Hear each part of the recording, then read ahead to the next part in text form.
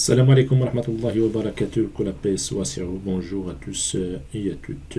Aujourd'hui, si vous voulez, on tardera sur l'histoire du droit. Bien effectivement, quand on veut aborder cette discipline qui est primordiale, qui est fondamentale, j'aimerais bien tarder sur trois phases effectivement fondamentales, à savoir, premièrement, je mettrai l'accent sur la phase antique. En deuxième lieu, on tardera, si vous voulez, sur la phase des Lumières ou la phase de la Renaissance et finalement la phase de nos jours, à savoir la phase musulmane qui est toujours universelle, valable dans tous les temps et dans tous les espaces en fait. Bien évidemment, en ce qui concerne la première phase, bien sûr, on va entamer trois grands philosophes. Le premier, c'est Socrate. Deuxièmement, c'est Aristote. Et finalement, c'est Platon. En ce qui concerne Socrate, c'est le père de la philosophie. C'est lui qui a fait émerger la connaissance grâce à la maïeutique, c'est-à-dire les questions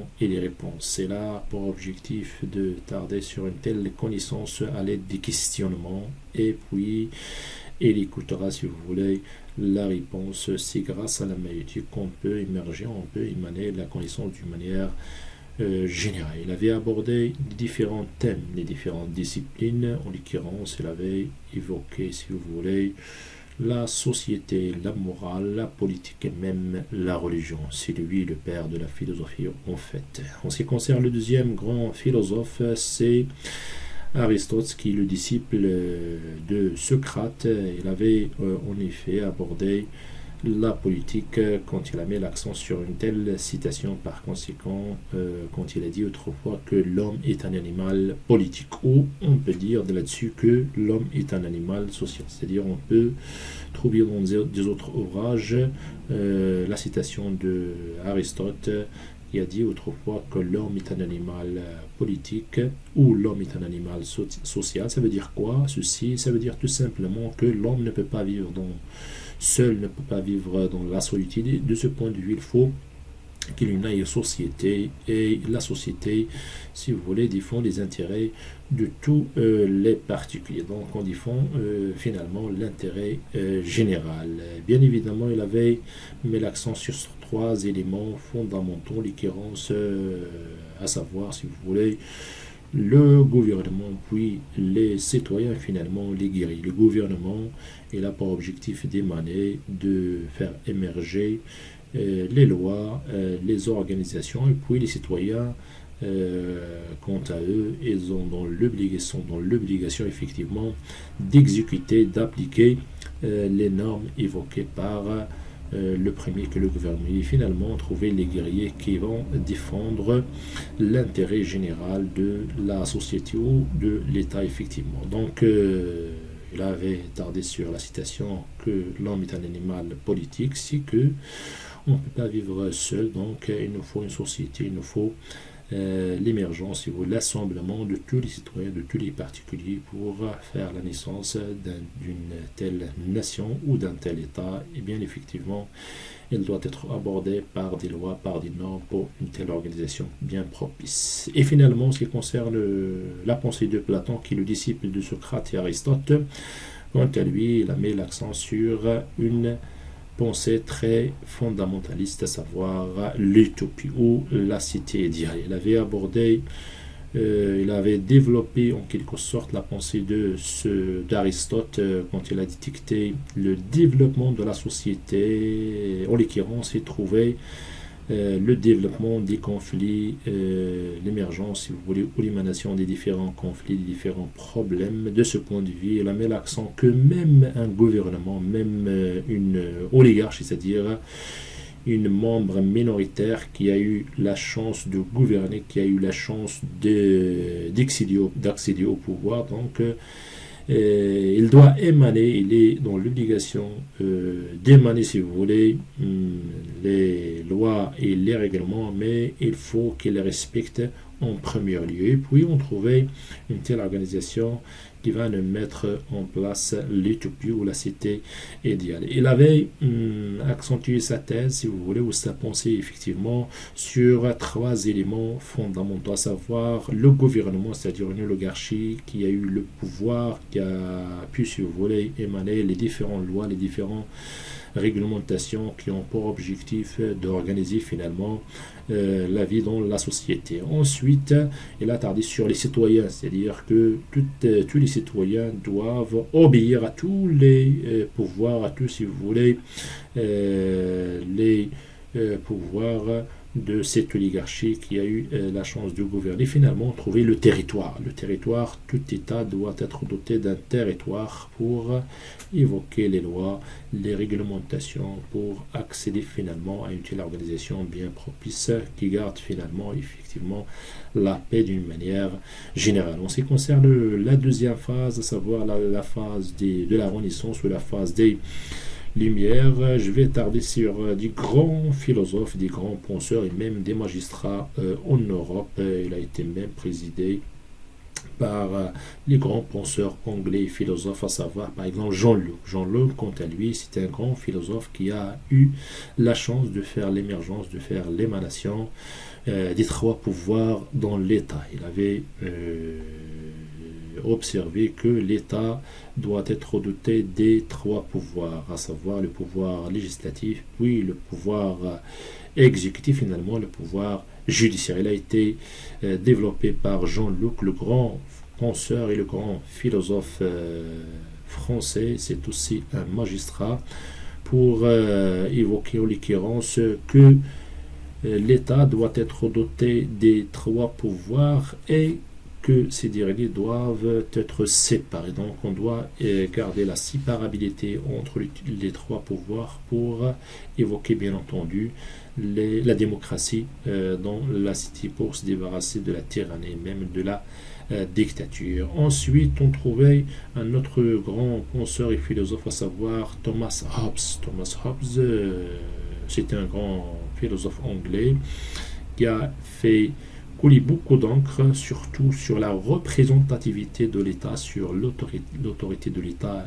finalement. Il a donné la naissance d'une citation très célèbre, à savoir « L'homme est un loup pour l'homme ». Un loup pour l'homme, c'est qu'il avait détecté la méchanceté, l'égoïsme dans l'État, dans la nation, de ce point de vue, pour se débarrasser de ces problèmes, de ces conflits. Donc on est dans l'obligation de donner à l'État notre pouvoir et que cette dernière doit nous rendre la puissance, doit nous rendre des différents droits, surtout le droit à la paix, le droit à la vie. Donc c'est ça effectivement qui est primordial. Puis on trouvait un autre grand philosophe et penseur français, Jean-Jacques Rousseau, qui disait le contraire. Autrefois il avait dit que l'homme est bon par nature, il n'est pas méchant, comme disait Thomas Hobbes. Pourquoi? Parce que quand on le met dans leur nature originelle, donc on peut observer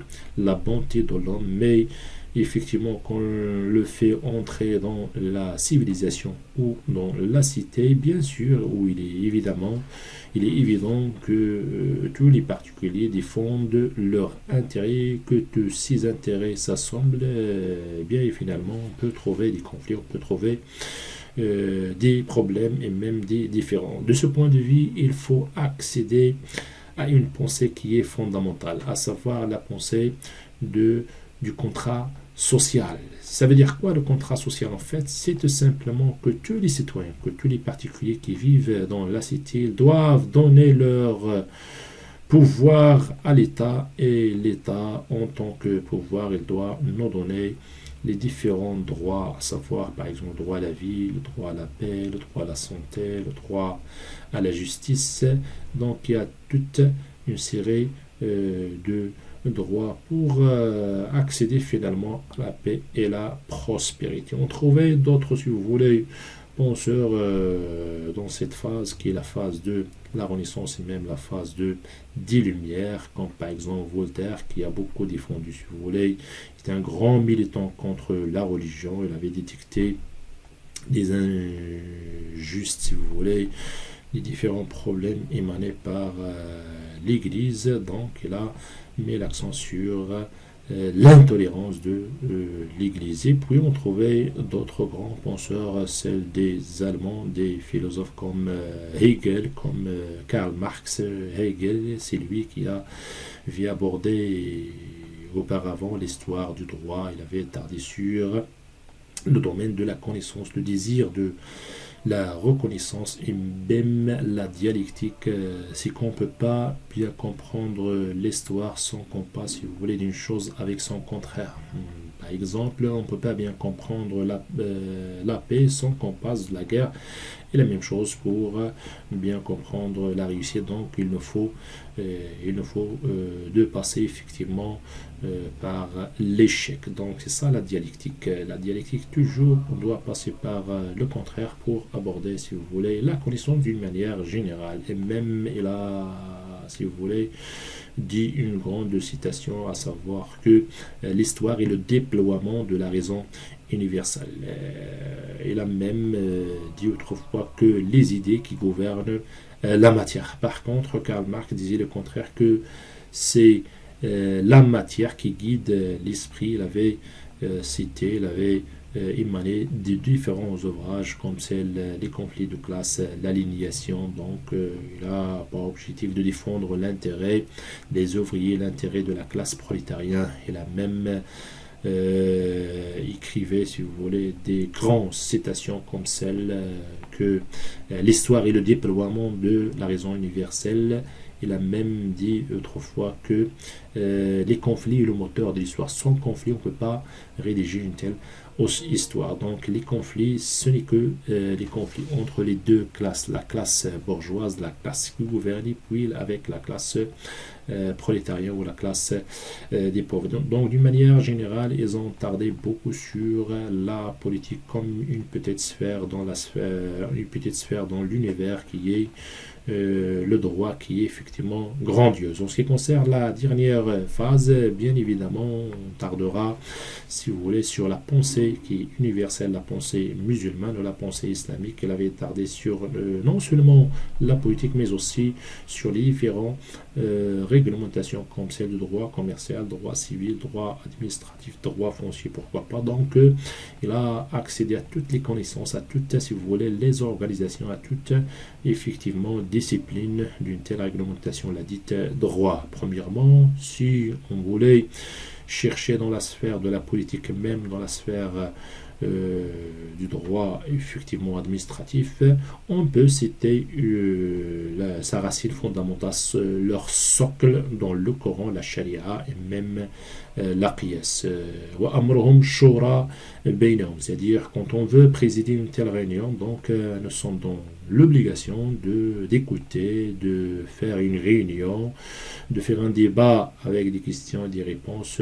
On doit écouter nos assujettis, on doit écouter effectivement nos subordonnés pour que la réunion sera valide, valable et bien sûr utile au fur et à mesure dans le futur. Donc c'est ça effectivement Amraham Shura Bainahum. On peut, et il est valable soit dans la sphère de la politique s'il s'agit par exemple des réunions dans le parti ou dans l'administration si par exemple un directeur, un président veut évoquer ou émaner une décision ou un acte purement administratif. Donc on trouve sa racine fondamentale dans le Coran. Bien sûr, quand on veut tarder sur les différentes disciplines, par exemple comme celle du droit commercial et même le droit civil, on trouvait par conséquent toute sa source fondamentale, tout leur socle dans le Coran, dans la Sharia effectivement. Comme par exemple Ya ayyuhalladhina amanu idha tadayantum bidaynin ila ajalin musamma faktubu. Donc il faut toujours garder la traçabilité dans le domaine du droit commercial et même le domaine du droit civil.